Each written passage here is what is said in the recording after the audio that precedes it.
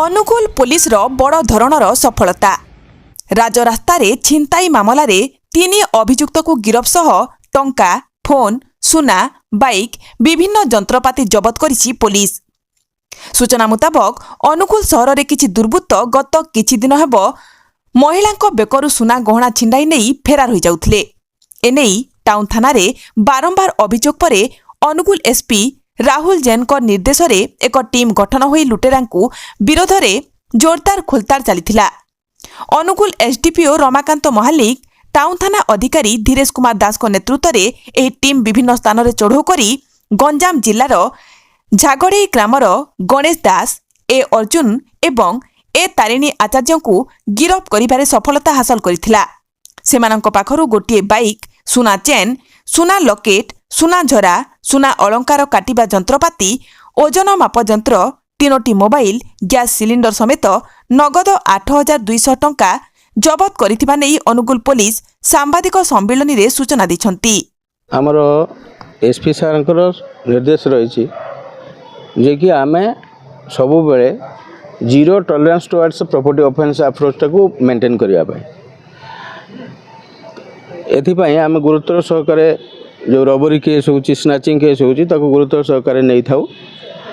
ଆମର ଏ ଯେଉଁ 4/11 ଗୋଟେ ଏକ ଘରିଆ ପାଖରୁ ଗାଁ ପାଖରୁ ଜଣେ ଶିକ୍ଷକଙ୍କ ପାଖରୁ ଗୋଟେ ରବରୀ ହେଲା।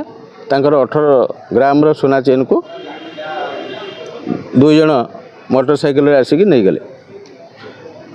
ତାପରେ ବି 2ଟି ଅକେଜନ୍ ଏମିତି ଇନସିଡେଣ୍ଟ ହେଇଛି। ଗୋଟେ ଆମର 5/1/2025 ଆଉ ଗୋଟେ 25/1/2025ର। ଏଠି ବି ସେଇଭଳି ରବରୀ ହେଇଛି, ସ୍ନାଚିଂ ହେଇଛି। ଆମର ସ୍ନାଚିଂ ହେଇଛି ସୁନା ଚେନ୍, ମଙ୍ଗଳସୂତ୍ର। এই 3ଟି କେସ୍ ହେଲା ପରେ ଏସ୍ପି ସାର୍ ଆମର ଗୋଟେ ଟିମ୍ ଫର୍ମେସନ୍ କରାଇଲେ ଅନୁଗୁଳ ଥାନାରୁ ଏବଂ ଡାଇରେକ୍ଟ ସୁପରଭିଜନ୍ କଲେ। ଆଉ ସେ ଟିମ୍କୁ ଲିଡ୍ କରୁଥିଲେ ଆଇଏସି ନିଜେ। ସମସ୍ତ ପ୍ରକାର ଏଭିଡେନ୍ସ ଆମେ ବେସ୍ କରିକି, ଯଦିଓ ଅନନୋନ୍ ଥିଲା, ଆମେ digital evidence, surveillance, electronic surveillance ଏସବୁକୁ ଆମେ ବ୍ୟବହାର କରି ମୂଳ ଯିଏ ମୁଖ୍ୟ ଆସାମୀ 2 ଜଣଙ୍କ ପାଖରେ ପହଞ୍ଚିଲୁ। ତାଙ୍କ ଭିତରେ ଜଣଙ୍କ ନାଁ ହେଉଛି ଗଣେଶ ଦାସ, ଆଉ ଜଣେ ହେଉଛନ୍ତି ଏ ଅର୍ଜୁନ। ଏ 2 ଜଣ ହେଉଛନ୍ତି ଆସ୍କା ଥାନା ଏରିଆର ଲୋକ। ତାଙ୍କ ପାଖରେ ପହଞ୍ଚିବା ପରେ, ଟିମ୍ ପହଞ୍ଚିଲା ପରେ ତାଙ୍କୁ ଇଣ୍ଟରୋଗେସନ୍ କଲା ପରେ ସେମାନେ ତାଙ୍କର ଦୋଷ ସ୍ୱୀକାର କଲେ ଏବଂ ଯେଉଁଠି ଡିସ୍ପୋଜାଲ୍ କରିଥିଲେ ତାକୁ ବି ଆମ ପାଖରେ ବର୍ଣ୍ଣନା କଲେ। ଆମେ ଯାଇକି ରିସିଭର ପାଖରେ ପହଞ୍ଚିଲୁ। ରିସିଭର ହେଉଛି, ତାଙ୍କ ନାଁ ହେଉଛି ଏ ତାରିଣୀ ଆଚାରୀ। ଏ ବର୍ତ୍ତମାନ ଟୋଟାଲ ଆମର ଆକ୍ୟୁଜ୍ ଏବଂ ରିସିଭର ଯେତେବେଳେ ହୋଇଗଲା, ତାଙ୍କଠାରୁ ଆମେ ଜବତ କଲୁ।